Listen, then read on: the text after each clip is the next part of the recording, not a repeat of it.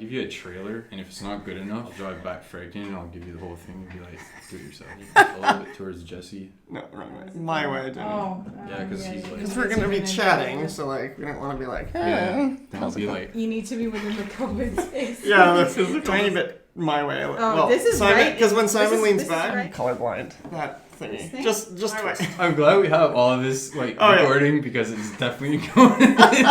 That's gonna be. I'm too white. Just go to Simon. Quick Simon. Do I need to take my hat off? It's pretty damn good. It's for great. An You know, this is amateur.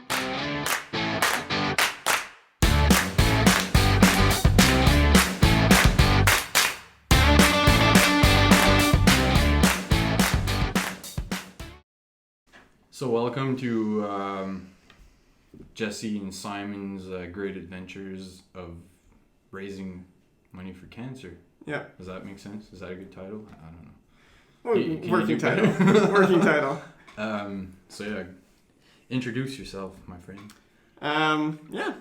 Name's Jesse English, and I've been doing triathlon for a couple years. Did my first one in 2016. Local sprint, and kind of fell in love with it. Couple of years, you're doing pretty good for a couple of years. Yeah, especially Holy frick. because like before that, I did rock climbing, which isn't really into Oh cardio. god, we got some talking material here. Yeah, it was like, oh gosh, it was like after a 5K it was my first running race I'd ever done. After that 5K, a friend called me up and was like, let's do a triathlon. And I was like, this 5K killed me. Yeah. And we have to do 2 other events and, before that. and then do 5K. Or, yeah, I suppose. Yeah. I'm Simon Boudreau, commonly known as El Pajaro on Facebook, or El Pajaro. Comes from a skydiving thing, because El Pajaro means the bird. Anyways. Okay. So yeah, I've been doing triathlons. Well, I've been running for like 12 years-ish, 10 years. I've been doing crazy, like stupid adventures all my life because I'm just like adrenaline junkie. I love the challenge and everything. And I've been in triathlons for probably 4 years. Similar then. Something like that. I mean, I started pretty aggressively by training for an Ironman as like my first triathlon, so I think I did 1 sprint before my Ironman. So many people do that. I know it was quite a jump. thinking back on it, it was probably stupid, but it worked out, and it was like it got me hooked to the sport. So here we are with all races canceled in this great pandemic era, and now we gotta find some ways to entertain ourselves. Keep that training motivation going. Should we talk about the massive goal for the end of the summer to like Kind of bring everyone up to speed? the reason for this, all these big training rides we're doing. Let's go ahead and you set it up so you can show it off. Yeah, for sure. Be a So, little cocky about it, you know. well, I don't know. Maybe cocky after we finish it. Before is a little. Yeah. It's just hot air before we do it. Right. So we're gonna be doing. We're gonna ride across New Brunswick. That's the goal anyway. We're starting at the most northern section of New Brunswick, and we're going to ride to the most southern tip on the mainland. We're going to try to do it nonstop, hopefully in 24 hours or less. That's like a sub-goal. Crossing it will be the main goal. Yeah. If we can do it in under 24 hours, yay, but we're not going to like just quit when the 24 hours rolls around and we're not done. Yeah, and Unless we're broken. To bring everyone in perspective, our longest ride before this, well, Jesse just did his first century ride, 2 weeks ago? Or Yep. 2 weeks ago. And we're doing a 200K after this podcast, and it'll both be our longest ride. And I was going to ask you that. And it's only half of the total distance, or not, Not even half. So yeah. Yeah. Yeah, it's going to be a lot of fun, a lot of swearing, a lot of figuring out and problem solving while pedaling, I suppose. Yeah, a lot of sore ass. Oh my Jesus. It's going to be... I get nervous just thinking about it. It's going to be... Yeah. So I suppose you're riding the Rocky Mountain road bike for the big ride, or what's the Yep, plan? I am taking a 12-year-old bike, and Did you sort out your cassette there? It was pretty raunchy last time. no, I have You not changed it Might yet. want to index that before we leave today. I should, yeah. Yeah, I took it to the bike shop to get a new one in, and they didn't seem to. I'm gonna Get it be aligned riding properly, so. my good old Giant How old Shimano that- 105 components. Nice. Basic. The power meter on it is more expensive than the bike itself. Well, mine's like 3 times the price of the bike now. Yeah. My pedals are. The like stupid water bottle attachments on the back Yeah. are as expensive as I paid for that bike, which I got secondhand from a friend. So So what are you thinking for nutrition and stuff? Because I mean we're going for like 20 plus hours. So like how do you see? Like I don't know. I use like a combination of BCAAs and Gatorade and stuff like that. What do well, you? obviously I've never You're done something fancy and this. stuff. Like you got the high end like carb fuel and everything. I haven't tried it though. You haven't tried. It was supposed to be here today, and I was gonna try it on this ride. The Martin, I think that's how you say it. Is it Canadian stuff or what? Like, No, it's Swedish, I think. It's Sweden, anyway. So is it like a? Basically, carb- it's like liquid this. carb? They call it like the hydrogel or Okay. something. So basically, you drink it in a liquid form, and then it mixes with the acids in your stomach and turns into this gel. So instead of actually, So it's like low. it's like the gels you would take, but because those are horrible, I hate gels anyway. What this does is allows you to drink it like a liquid, and then Yeah. it turns into that gel, and it goes. It's supposed to absorb faster. Oh. Have like like a Gatorade or pretty much any of these drinks, they're pretty much 40, 50, 60 maybe at best grams of carbs for like the drink. Yeah. So these things for the same 750 milliliter drink can have upwards of 80 grams Holy of carbs. crap. So Can you absorb that much though? Or they say you can. So Yeah. they say like in their formula you can absorb up to 90 grams an hour, which I have no idea if that's true, and each person should test it out themselves. Yeah. But theoretically, with what Gatorade uses, for example, you could only absorb up to. Right. I Like think I use 60 or I use something. like a basic Gatorade. It's not even the endurance or nothing like that, and it's 32 grams of carbs per 3 tablespoons, and I usually draw Right. 32 grams in a 750 ml bottle. And that So works for you? It works for me. I should probably work on improving that. Though. Right. Because I mean, I don't know. It's just convenient, right? Go to the superstore, grab a Yeah. tub of Gatorade. I mean, you can get the pre-mixed ones, yeah. like the bottles themselves. I'm big on nutrition, but I do have some room for improvement for sure. Oh yeah, and that's what a lot of these big rides will be testing is just Yeah. how well we can.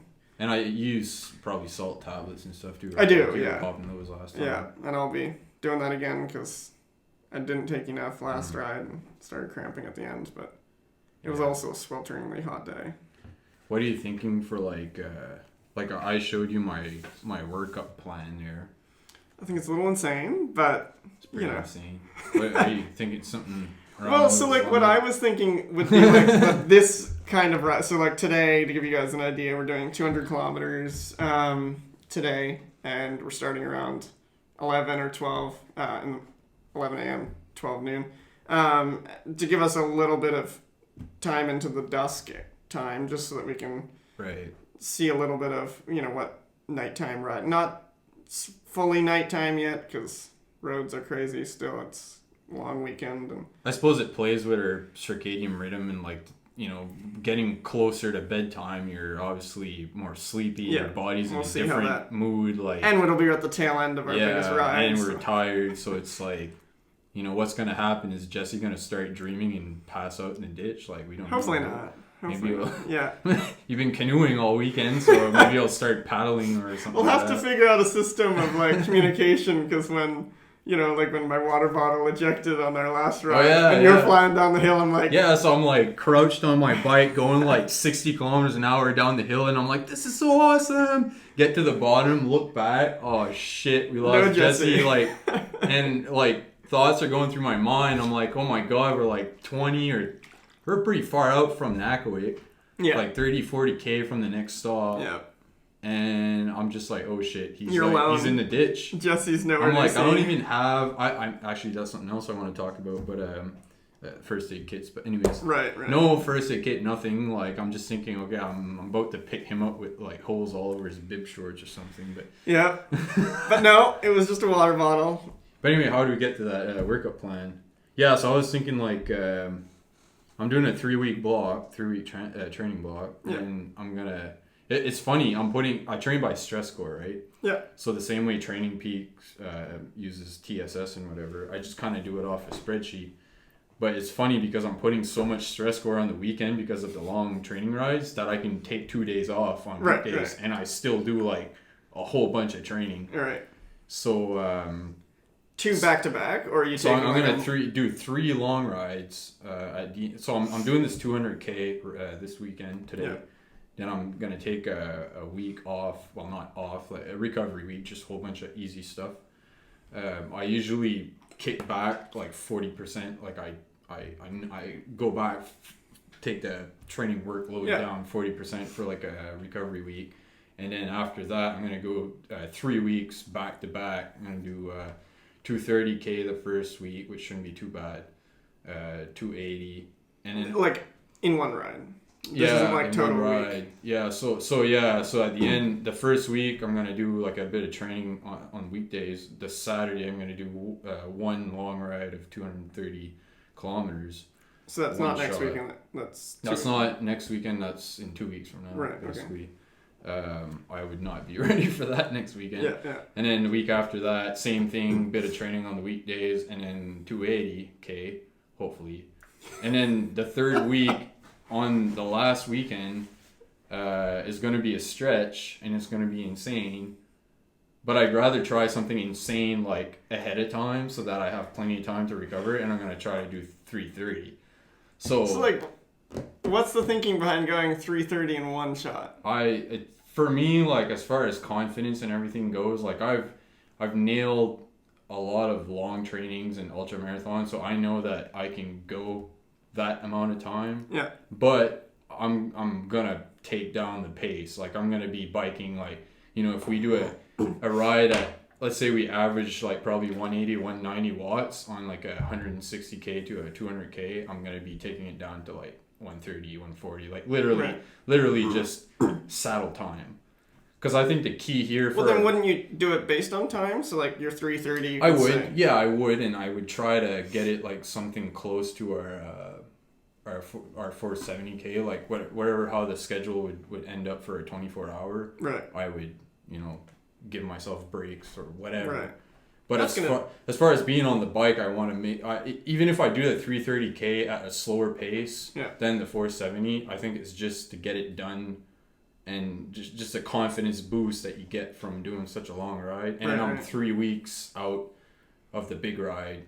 So I got plenty of time to go do some easy 100Ks. But hey, who knows? So, right? like, I might do something like that, but I'd split it over 2 days. But we're two different persons, right? Oh, yeah. So it's like, when I say this, it doesn't mean that you have to do that. Yeah, You've got a whole different way of thinking and training. Right. Well, and like you're much more into the self-coaching thing where I've done basically all I've done for training is like I have those like pre-bought plans that you can you buy the training plan for like a half Ironman, and then you have mine has like email access to an Ironman certified coach or whatever. Right. So what I did was for this year, because I've been doing this for 3 years now, so I'm like, they know me quite well. So I just emailed her. I was like, hey, obviously there's no racing this year. So this is my current goal. And basically I described to her I was going to build up to like back-to-back 8-hour rides kind of thing. And that would be kind of, or maybe like a 10 and a, 6 or something. So like that would probably be my long equivalent. So I'd do like a 10-hour ride. And I could do part of that ride with you, either the tail end or the beginning or something. Yeah. Of that 300, for example, and then Sunday I would go. Well, I suppose there's a lot of it to be said about how we're going to feed off of ourselves in the sense that, like, you're going to do a big ride and you're going to learn stuff. You're going to be like, oh, yeah, like, it took me 40 minutes to change a tire. Like, I got to practice my tires or something. For sure. And then I'm going to say, it turns out my Gatorade nutrition is complete crap, and then I'm going to work on something. Like, I don't know. We're obviously going to learn from ourselves. Yeah. And I think the other thing to take away too is that, like, I'm doing 330, but that's relative to what I'm used to training before. Right. If you went and did 330, you might bonk yourself and not recover in time for the big ride. Oh, I don't think I would. Right. Like, I'm fully expecting to be quite broken by the end of this ride. Like, I don't care because that's my last. And then big goal of obviously the we're year. gonna work together. So I mean, if I'm in better shape, which I'm saying this, and I could very well not be. I don't know what's gonna happen, Yeah. but I'm just, let's say you were in better shape than me at the end of the 470K, then we're gonna work on drafting and. Yeah. You know, like, I don't know, if you feel good, then you're like, come on, let's go, and we're sort of trying to boost our morale back and forth. Oh, it'll be a lot of feeding off each other to keep the energy going. And then, like, it's gonna be fun to see, like, because we're planning on documenting the whole trip, and I think the best part of the documenting is gonna be on the rest stops. Oh yeah, Like like a the good- conversations or the A non-conversations. good video of, like, you know, sitting down in the camping chair trying to eat my oatmeal, and it's like, so, like, how you feeling right now, you know? Like, you got 70K to go, and you just, like, start eyes crying. glazed over. Oh, shit. Plan a funeral, boys. Yeah. Mm. Oh, my God. There's so many things to think about. Actually, I'm looking forward to using these new Aftershocks, the headphone things, the bonky thing. I got them with me today, and I don't know. I feed off of music a lot when I ride while being safe, which is the whole point of Aftershock. Yeah.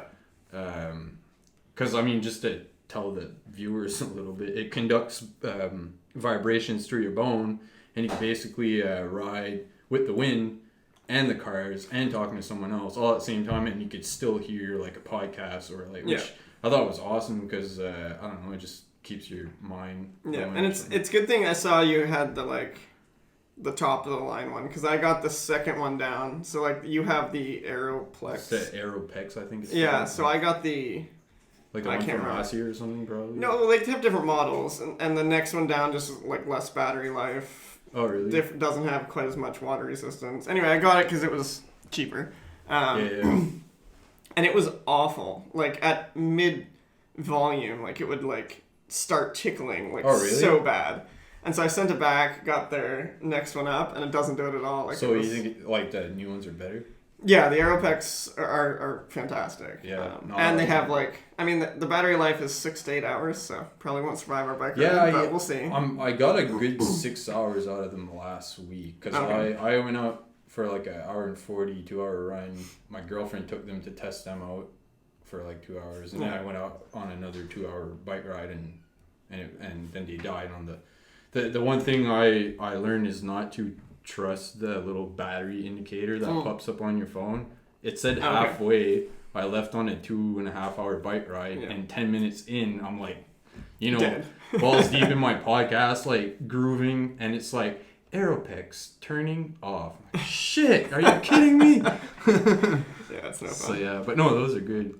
And It's so dumb because like I saw it, like I know lots of people train with music and I just haven't, and it's not because like oh, I totally any understand reason. because like I find I get right zen and like I kind of meditate more when I don't have music. Yeah. And I actually went without music.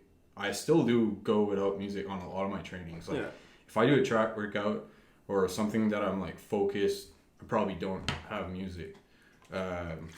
Unless I'm suffering on the trainer. I usually put music on my guitar amp. But I just watch Netflix on the trainer, but you know. watch like Frozen or something. Let it go. Yep. Sure. No.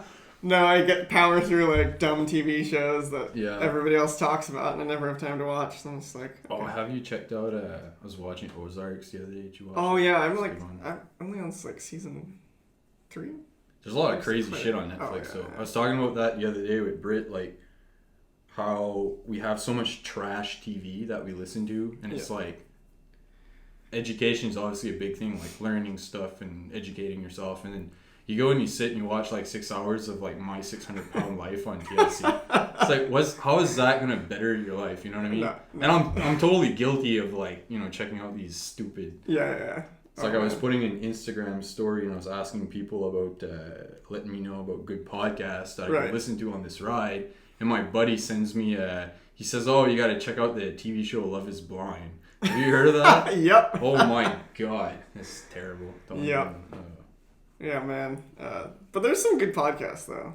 Yeah, I'm a big podcast guy. Like, actually, I should say that the main reason I'm actually here right now and I'm actually gonna do crazy shit is because I'm like a huge Joe Rogan fan. Yeah. And while listening to him, I got hooked on to like Ben Greenfield, Rhonda Patrick, David Goggins, Cameron Haynes. Yeah. Fuck, I could keep naming names like that, not to name drop, but like it's just. These people are so freaking motivating. Yeah. Like, you think what we're doing is crazy? Yeah. Holy freak, man. Like, Courtney Dahlwater. She's I'm a huge fan of her. Runs like 200-300 miles it's races. Insane, Like, she just exploded to fame when what was it? Was it Bad? No, it wasn't Badwater that she outright won, was it? The one that she quit? The YouTube video or whatever? No, well, she quit the first time and then outright won it. Like, top of the field, men's, women, didn't matter. She just won the one by that like she hours. It must have been the Moab. Maybe it was that one, yeah. Moab but it was, 240, she's just amazing. Yeah, like watching people like that, like David Goggins, man. Like the video I sent you the other day, he's like, his legs are screwed up for some reason. So he's got his hands... What do you call it when you hold the wheelbarrow? When you hold someone by their feet? I literally just called the wheelbarrows, but so he's basically doing like the wheelbarrow on the treadmill. Yeah, his feet are up on like, I think they were up on like a balance ball or something. Yeah. I think it was like literally, so it was core workout as well. And then he's just walking on the treadmill with his hands. Yeah, like, I can't walk with my feet, so I'm just going to like walk on my hands. On the treadmill, no deal. Pretty good. Probably did like a fucking 10K like that. Yeah, probably. Oh man, yeah, he's pretty inspirational. I heard like a ton of podcasts with him, and then like knew a bunch of his stories from his book. Yeah, and just never read it until you didn't read the book until like 2 months ago. Oh, you did? Oh so yeah, it was so good. Yeah, the book's something else. Like, it's crazy how like it's unfortunate, but Rogan talks about this a lot. How like people that have gone through a rough childhood will eventually use that as fuel to do something crazy, right? Like, which is exactly what Goggins did, because he like grew up with his dad like drinking, running a roller skate alley or some crazy shit like that, and beating him up. Yeah, like all the time. Crazy childhood, and I mean, I suppose me and you can kind of relate because I mean, we both have like weird childhood in some ways. Like I know growing up with my brother and stuff, I mean, there was running became my thing because it doesn't cost anything, right? I can go out and buy a $50 pair of running shoes and I can go run. So it would get me out of the house, and that was my... Because I live out in the country, I can't like walk over to my friend's house to like hide away from the family. I have to find a hobby, right? Right. Yeah. And didn't have money for a bicycle or something like that, so it's like, all right, let's go for a run. Oh yeah. Have you used like running or something like that for shit like I think a lot of the, so like I was saying, like I came from rock climbing. I did like a lot of team sports before, and I ended up realizing that like, no matter what I don't know where it came from, but like I would always get, whether it was teammates being upset at my performance or some other like maybe I'd be upset at theirs. I just started to realize that like non-team sports were just like more your thing. Yeah, because like it's all just you. Like if you go out and run poorly, or you have a bad, whatever, you can't blame someone else. It's way more, it's all just dependent on you, and you don't have anyone else. What'd you play for team sports? Soccer, a lot of soccer. Oh, I love soccer. Yeah. I was just talking about that the other day. Yeah. I still actually play softball. Like ball, just because I love team sports so much, but like I don't have the time, obviously, the triathlon training, but it's still fun to get out there. Don't get me wrong, I love team sports. It was just, I think it all fell apart for me when I was over in Halifax one summer and got onto like their, like Nova Scotia's like B division soccer team, and they took themselves really seriously. And for You being played in Nova Scotia out of New Brunswick? Like you lived? like, I lived in Nova Scotia at the time. Oh, you did? Yeah, Oh, okay. and I got onto their soccer league, like the B division or whatever, Yeah. and there was this one game where we were playing this team. Their name was like Soccer Afrique, and they were all like a whole bunch of immigrant workers from different countries in Africa. Sounds like a good soccer team. Oh, it was good. I should make puns like that. It was so much fun though. Like they were like great. Like literally, we were getting just absolutely demolished. And like straight up, one of their goals was like the bicycle kick, like the flip Oh. upside down. Like they were really talented guys. Yeah. And I think it was that goal that scored. The guy obviously lands on his head basically when you do that Yeah. kick.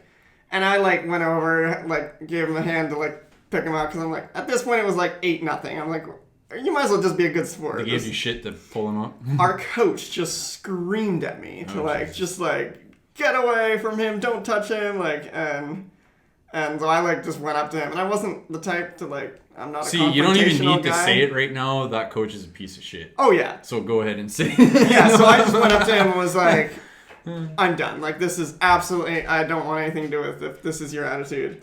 And No, that's bullshit. and anyway, There's he tried there's to, coaches in the major leagues that respect sportsmanship, and if Yeah. somebody scores and they fall on their ass and you're right there, you Yeah. can help them get up. Like, Yeah. it's not. it was just the simplest gesture, and he's like screaming over there. I'm like, there's no way we're gonna score 8 more goals. It's not like we have like. But even then, Even still, even yeah, if you yeah. were Had no- winning, even yeah. if you were winning, I would have done it anyway, and it was just it really yeah, just pissed me off. I that was like, sucks.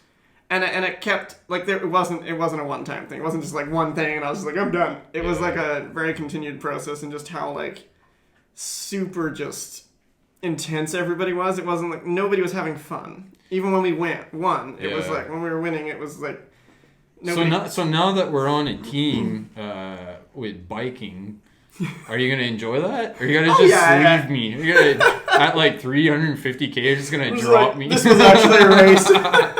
I forgot to tell you. This is the race across New Brunswick.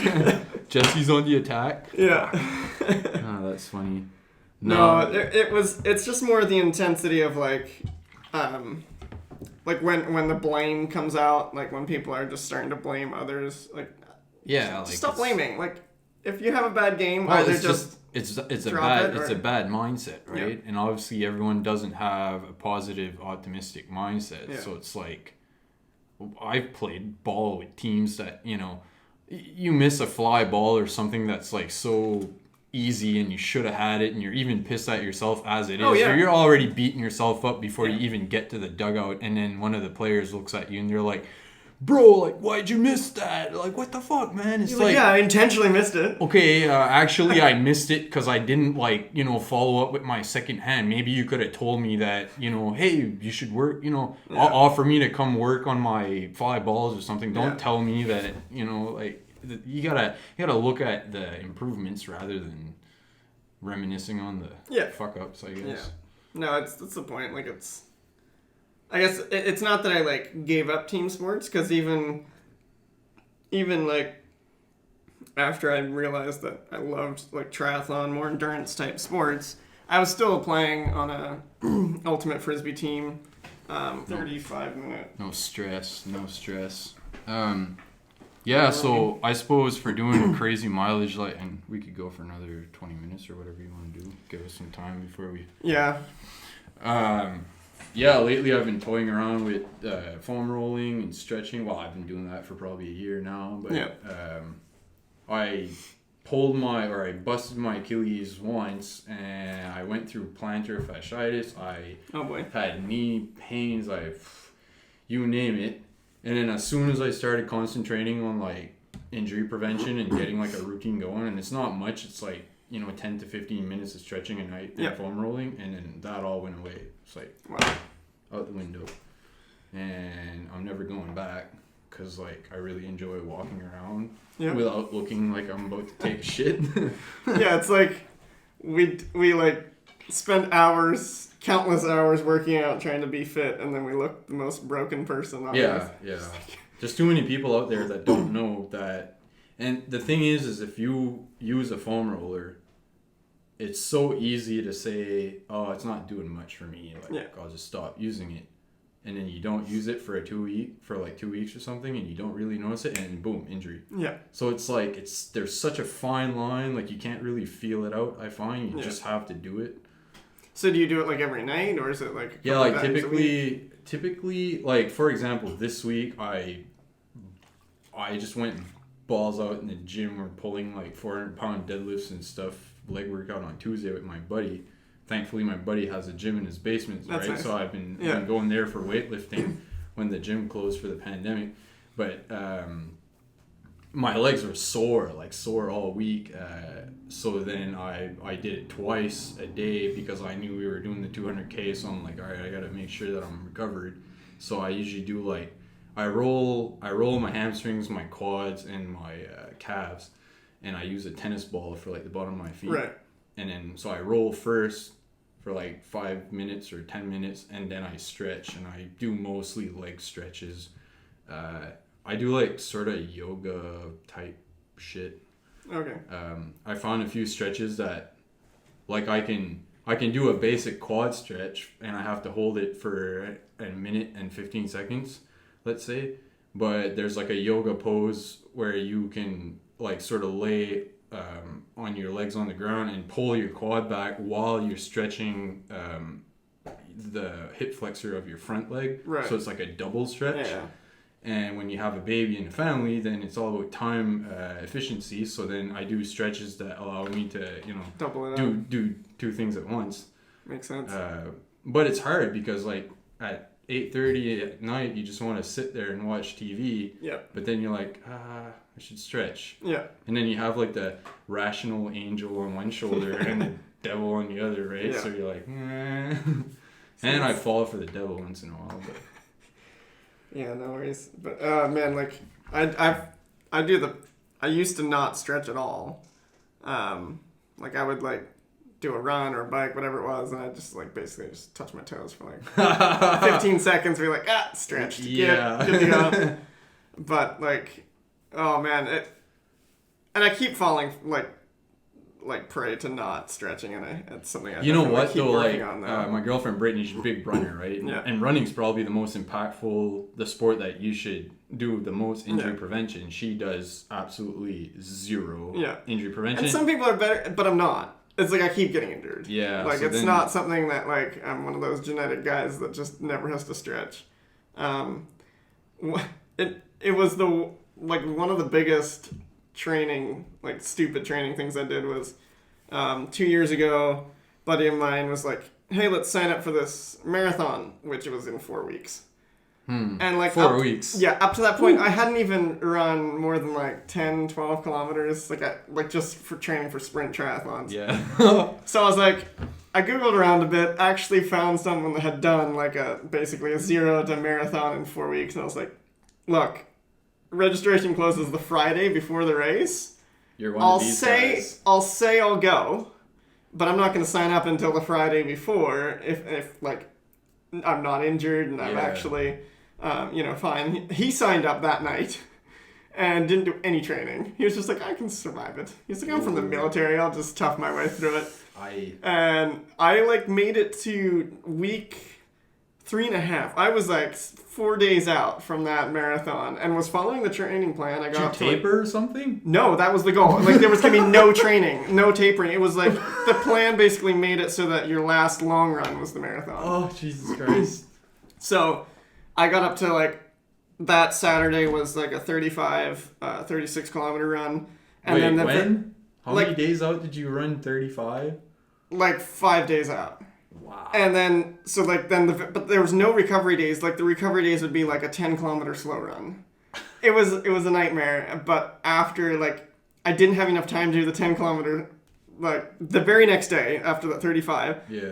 I didn't have time enough because I was busy at work or whatever to do the 10K. So I was just like, I'll just do a little speed workout for like 30 minutes or something. Uh-oh. And I just if everything fell apart. Like halfway through, like my legs, my knees started just like. So you just said fuck the marathon? I hadn't signed up, fortunately, so I was. That would have been a bad call to actually try and run that. Oh yeah, it would have been very slow. For sure. Kudos to you for trying to work up to a marathon in Almost 4 did, weeks. but. Christ. I tried to do a sub 4 hour marathon back when I was starting to run. Yeah. And I trained for a full year and I didn't make the friggin' 4 hour. I actually blistered and I had to quit. I don't know how like so many people I train with for triathlon are like Boston qualifiers, and I'm just like, you guys are superheroes. Like that's so fast. It's doable, but the thing is like, how long have you been running for? Because you said triathlons for 2 years, right? But so like. Well, no, since 2016 was my first triathlon, and that was the first year I ever entered a running event. And like I'd never ever run so for you've just got, running. like, give or take like 4 years of running. Yeah.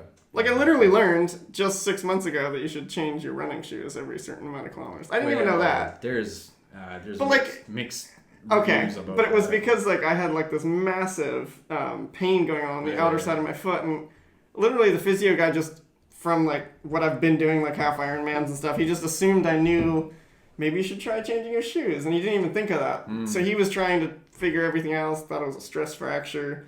That's only a few months ago, right? Yeah, like back in January, and then he's like, after like 3 or 4 visits, he was like, "How old are your running shoes?" And I was like 3 years. And he's like, "What?" He's like, "Just buy another pair, see if that helps." And immediately gone. I was like, "Oh, I'm such an idiot." Yeah, Oh man, I spent so much time trying to figure out the whole shoe situation, and I went on both opposite of the spectrum. Like one end of the spectrum, it's like, oh, you should wear like 4 inches of friggin' cushion below your heel, and you should, run this way and change your shoes every 100 kilometers and blah blah blah, and you should have not every 100, you should have like 10 pairs of shoes and use one for gardening and use one for walking the dog. Anyways, and on the other end of the spectrum, it's like, have you read the Born to Run book? No. Oh my god, you gotta read that. Okay. Anyways, so that book is about that's Scott Micah True. No, he's in the book though. He's part of that book, but this book is about, and anyone listening, go read Born to Run, and you'll be running a marathon in 2 years because you wouldn't be able to forget about running because it's so awesome. But the Born to Run book is about a tribe in Mexico in the Copper Canyons, if I recall, and Micah True is a white American retired boxer, I believe, and he just kind of says like, screw everything, like sells all this stuff and moves in with the, and I'm gonna say it weird here, that Tarahumaras, the Tarahumara tribe in Mexico. I don't even know how to pronounce it, but tribe in Mexico. Yeah, he moves in with these people, and this is a running tribe. Okay. So from the year of like 2 years old, kids are just running everywhere. These people run like 50 miles a day to get their groceries from the local village or something like that. So anyway, where was I getting to with this? So the other end of the running spectrum. So this guy goes out, and these people are barefoot runners, and they realize that there's multiple studies around it, but it's basically they're saying that it doesn't matter what kind of shoe you're using. It's all about running on your forefoot and using less of your heel and more of your calf as like a spring, because really, if you look at animals that run, they're like your dog right here, like their heel is like way up in the air technically, and they run on that spring.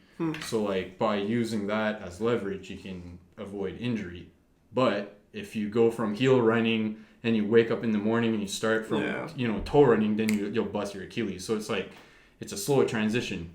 And there's a lot of haters on the Born to Run stuff, because there's a lot of people that went out and bought those Vibrant shoes, and they just said, I'm a 4-foot runner, I'm a barefoot runner, and then obviously they blew their Achilles 2 weeks later because they started running more because of the book, they were motivated, and then they went from one shoe direct to like 0 heel drop and everything. So what I took away from going back and forth on that shoe spectrum is basically that for me, I use a neutral heel drop, so my shoes have like no heel on the back, and it helps me hit my forefoot a little more. Okay. Although it took me like 5 years of just thinking about my running form changing before your it game. slowly changed. Yeah. It's not something you can just go out and do. Yeah. But I mean, I used to run with my dad, and he's just a clunk, like, you know, heel striker kind of guy, and I thought that's how you're supposed to run, right? Anyways. Like, so- I'm a bit of a heel striker. I can definitely say that from pretty much all my race photos are just like, just like big break footing. Like, and I know it's not right, but I also know, like, I can't just switch it. So I'm working on it, but it's going to be a very long, slow process. And I mean, in 10 years from now, if you're still running, you'll likely be a hell of a different runner from now if you just think about these things. And then I can qualify for Boston. Yeah, exactly. Maybe the time will be. Goals. Should we chat about our cancer initiative before we close out? Yeah, we should. Yeah, so... You chat about it, because I barely know anything about it so far, except for the fact that we'll be destroying our asses on a bike for 24 hours. Yep. So we're doing a charity. We're obviously, this ride is also to raise money for children's cancer research, and we'll provide a link to where you can donate. But so it's, I guess one of the reasons, like, someone asked me, like, why do you choose this charity? And I mean, there's many reasons, but one was, you know, like, obviously anybody with cancer, especially with kids, like, your life is destroyed, and figured we'll be destroying our, you know, selves for 24 hours. Which is nothing compared to what people suffer with. Could you forever. imagine being 4 years old and your parents are looking you in the eye and they're like, they have to tell you that you have like so many months to live or something? Yeah, no, that's... And also the parents, like the families that have to live with that loss. And it's unreal. I mean, you have a kid now. I can't imagine it. Yeah, I was looking at him in the eyes the other day, and I was like, this is crazy. Like, I'm looking at my son in the eyes, and I was like, at the same time, you get that feeling in the back of your head that's like, oh my God, like, what if anything happened to him, right? So I can't imagine. And the fact that, you know, I have a kid now makes it so much more important to me to, you know, help a cause like that. Yeah. Because it's just out of this world. Kids shouldn't have to go through that, for sure. No, I have that part of the reason it's personal for me. I don't have any nieces or nephews that have cancer, but I have two nieces, one nephew that are severely autistic. Oh, yeah. And so they've definitely been helped by the Sick Kids Foundation, which is the one behind this charity that we're raising money for. And just being able to see, you know, like the difference that donations make to these charities. Like, you can think, you know, donations to, I mean, I've known personally I like giving donations, but sometimes I think it's more when it's like just some external cause that you don't really think about. It can be easier in a way that you're just like, let's, you know, feed some child in Uganda or something. But like when it's personal, it's a big difference. And seeing like changes it makes, like in my sister's family's lives, and so. Yeah, I grew up with quite a bit of cancer in the family, and I've just seen like close ones, just like, you know, so like, because there's 12 on my mother's side, and I believe 10 on my dad's side. Anyway, huge family. Right. And cancer, cancer hits everyone. It's like, it's that one disease that you're like, holy jeez, like, why? Yeah. But we also had friends up in Woodstock that the little girl, I believe she was 3 years old when she got diagnosed with leukemia. Wow. And we actually had Britt let them stay at her house at the time in Halifax, because they had to go to IWK and stuff. Right. And we got to see firsthand how much money they had to spend to, you know, transportation, go out for weeks at a time. Then you're there, you can't work.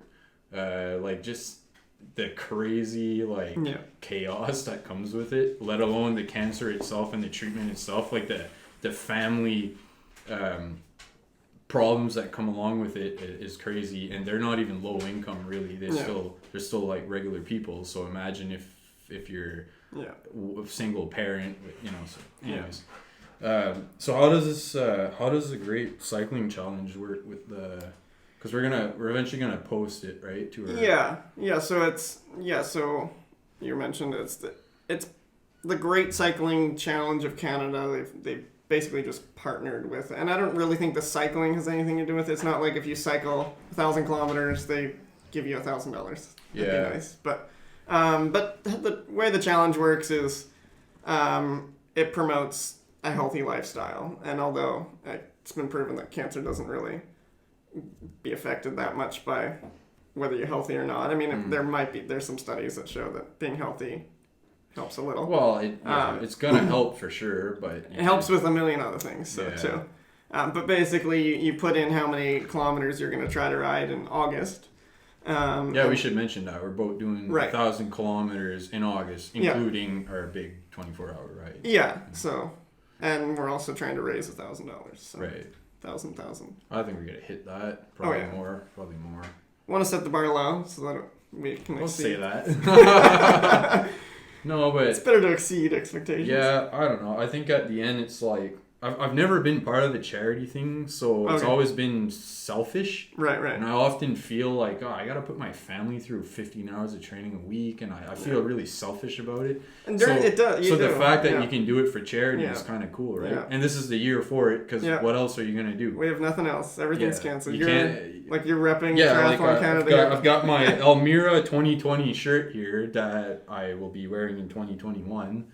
Because the race got canceled. That I'm happy about, because number one, we get to do this. Number two, I was not ready to travel in this cluster of COVID-19. And I was going to the same event just in Edmonton. Right. That got canceled significantly faster than yours.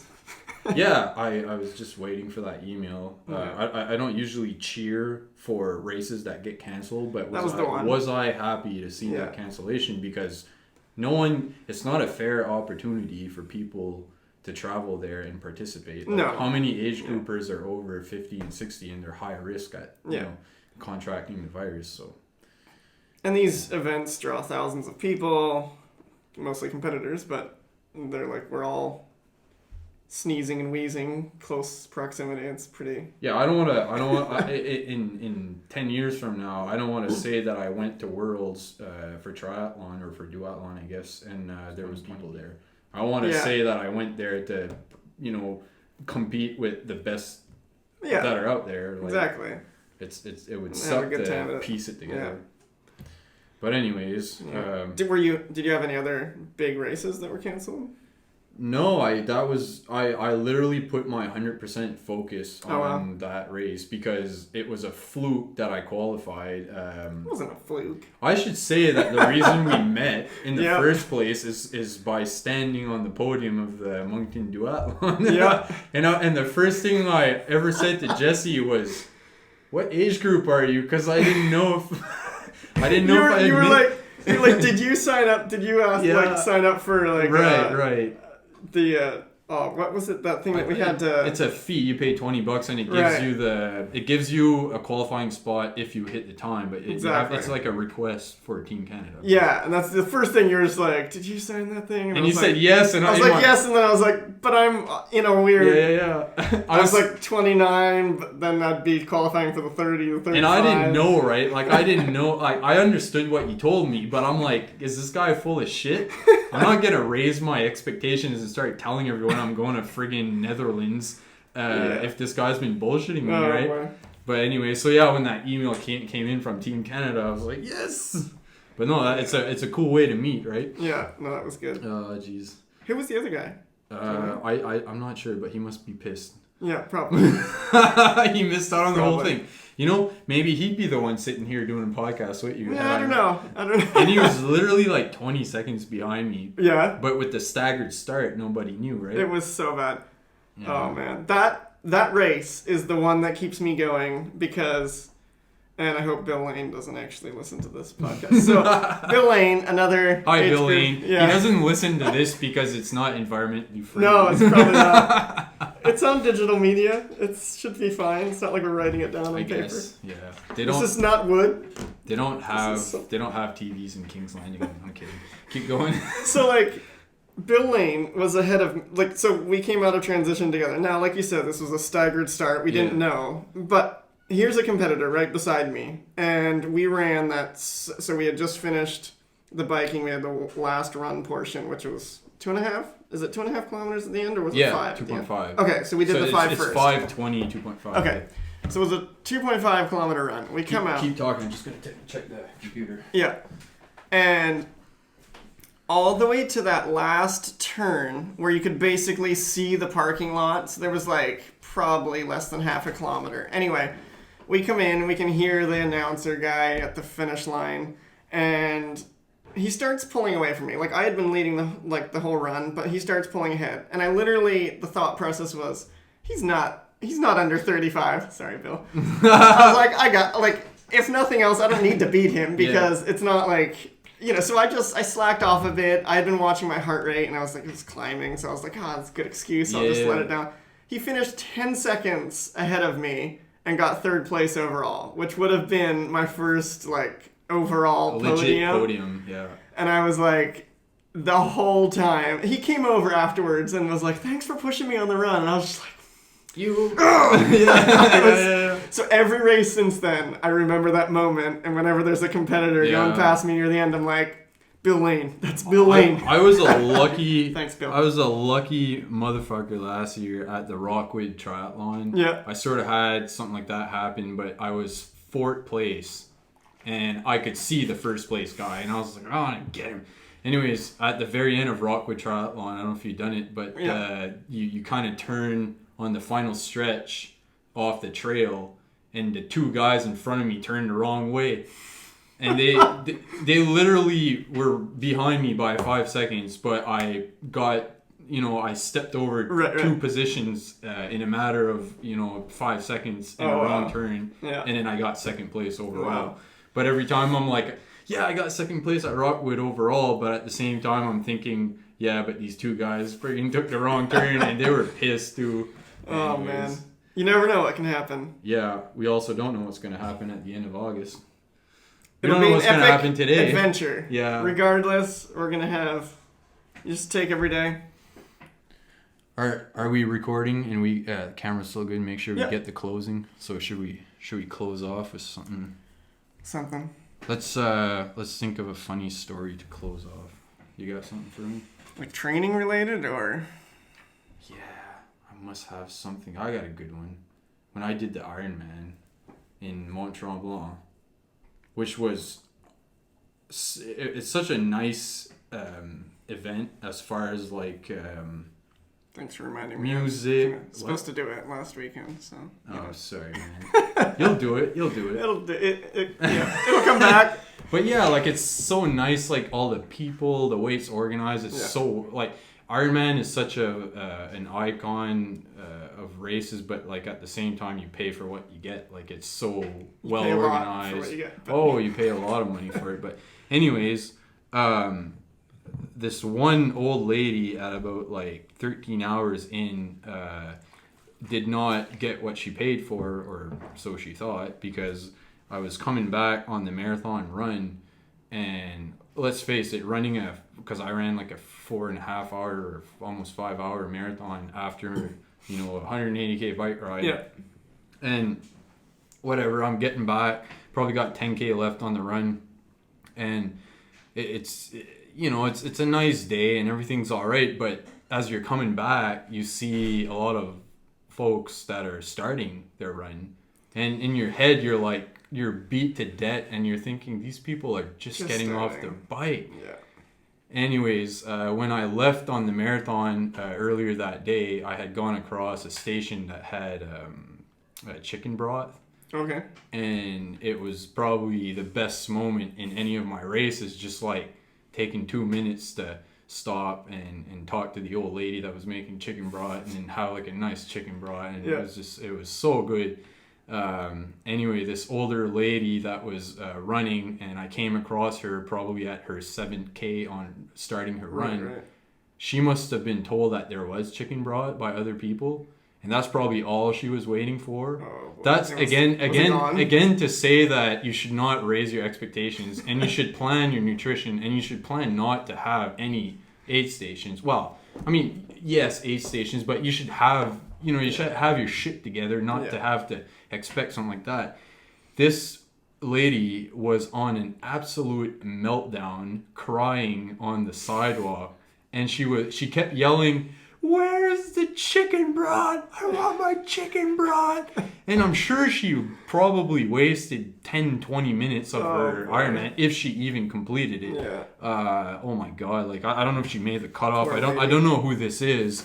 I hope she made it, but I always remember that because it was almost a lesson for me to be like, okay, even though this is looking fun and this is great and all, it can go really bad Real quick. really quick. Yeah.